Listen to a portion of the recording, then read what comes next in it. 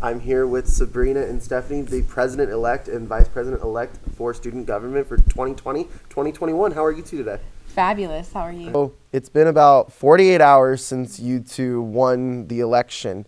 Has it hit you two yet that it's actually happened? I think it hits me in spurts, so we've been obviously starting our meetings. We've been starting working and planning, and it'll hit me sometimes. I'm like, oh wait, I'm the president-elect right now. But then other times it doesn't process. We spoke with Kyler and he said it's going to hit you when your name's on the door, and we're just going to keep working, and I don't know. It's just incredible. Yeah, definitely. It hasn't hit me yet for sure. I just walk around campus and then sometimes I just look around the buildings and I'm like, wow, I'm the vice president of this university. So those times it does hit me, and just sometimes I'm just a regular student here. Major first I want to discuss. First all-female ticket to win the election and first all-Latina ticket to win the election. How much pride does that give the two of you? There's no words. I can't even begin to put into perspective. I think something that we talked about the entire campaign was how our culture and how our lives and our families influenced us and how we brought that into the campaign. And the fact that we're making history, and especially during the month of the woman, just brings me so much joy, and we're ready to charge towards tomorrow with it. Yeah. When we first decided to run for student body president, vice president, I don't think that was a thing in our mind yet. And the fact that we just hear so many people saying that is just, I think, crazy to us. So I want to go into platform points. May 8th is the inauguration. So what are you two going to be doing until May 8th in order to prepare for when the two of you officially take office? So first and foremost, Stephanie and I've already been speaking about it. As soon as we come back from spring break, within that first week, we want our cabinet applications to come out. We want a lot of students to apply, and we want to make it convenient for students. We don't want the school year to end and you have to come back and interview. So we want to make those be available and ready for students and give them time to apply before finals week and everything, because I know sometimes it gets caught up in that last few weeks of school. That's the first thing we want to do. We want to start building our cabinet. We want them to have the ability to speak to current cabinet members and ask questions while they're applying, to be able to better learn and transition, because Stephanie and I, being on executive boards in the past, we know that transitions are the most important part. We also want to start planning our platform, and during the campaign we've received a lot of student concern and feedback. So Stephanie and I have already typed up a master list, and we're working on going through and seeing, are those things that we should add to our platform? How are we going to accomplish those? What cabinet positions would those fall under? And we're building it off of that. Yeah, and I think also one of the first things is just trying to transition into our roles ourselves. It's definitely big shoes to fill in, and we're just super excited and eager to get everything started. You have relationships built with Josh Bologna, with Jad, with Kyler and Madeline. What have they told you so far to get you prepared for this process to begin? I think that their support and their well wishes, first and foremost, have really helped us. The moment we won, we spoke to Josh, we spoke with Kyler, we spoke with Madeline. We also talked to, Nick had sent us our well wishes as well. So having that support from past presidents really boosts us, because I think knowing that we're all in this together, and at the end of the day, whether you're graduated or not, we still have the same value and purpose to serve students, is incredible. I'm trying to pinpoint a piece of advice because we've gotten so much, but I think the best advice we've received so far is to stay true to ourselves, and we don't have to compare ourselves to any past administrations. We've seen a lot and we know what we want, so kind of staying true to ourselves and being who we are.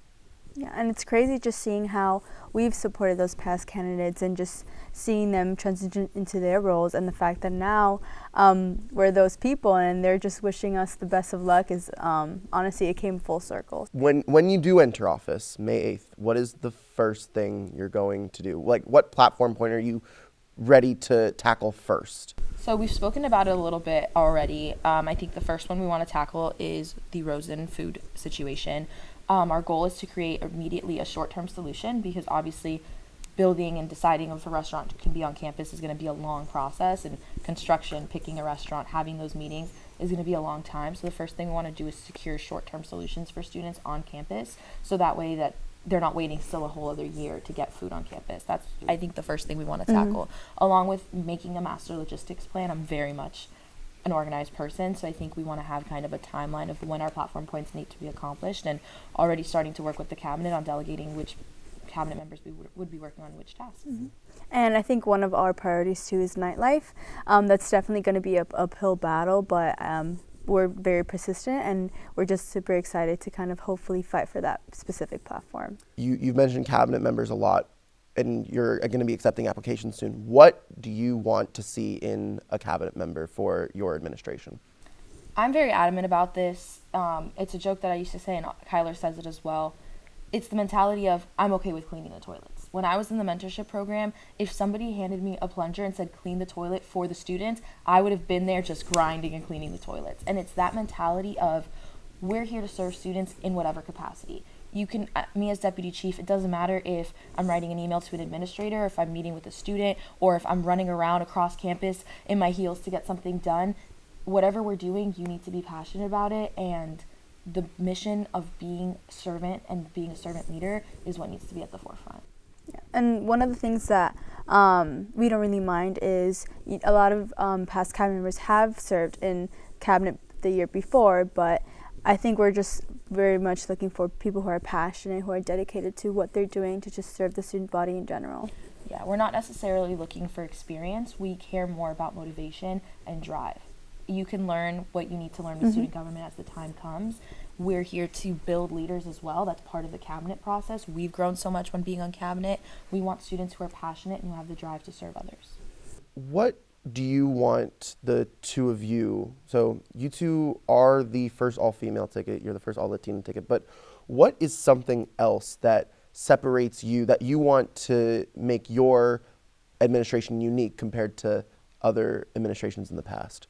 I think something that makes us unique, of course, yes, we have the title of being the first, and you know, I'm the first Hispanic female, we're the first female Latina ticket, you know, there's so many firsts, but I think it's, again, the mission behind that. You know, when we were here last time, we talked about what our slogan meant, what our logo meant, and it was the passion of sparking joy in every student's life, and every student body president has that passion, but I think it's us with this, you know, not a pressure, but this feeling of excitement to be the first. It's building that impact. And somebody said it to me the other day, because it didn't hit me what it meant to be the first. I was like, oh, cool, I broke it. Like, we did something new. But somebody said, you know, they brought up another student. They were like, they're going to look up to you because you're going to be the first Hispanic female leaders on this campus in that capacity. And that kind of impacted me, because I remember being, you know, a Hispanic female and like looking up to Christina Barreto, who was my mentor, and she was the vice president. So knowing that we're going to be there for students to look up to, and we can help motivate and mentor them, really means the world to us. Yeah, we don't specifically, I don't think Sabrina and I specifically really pay attention to titles. I just think it's, again, our mission and how we're trying to break barriers and how we're trying to just accomplish our goals.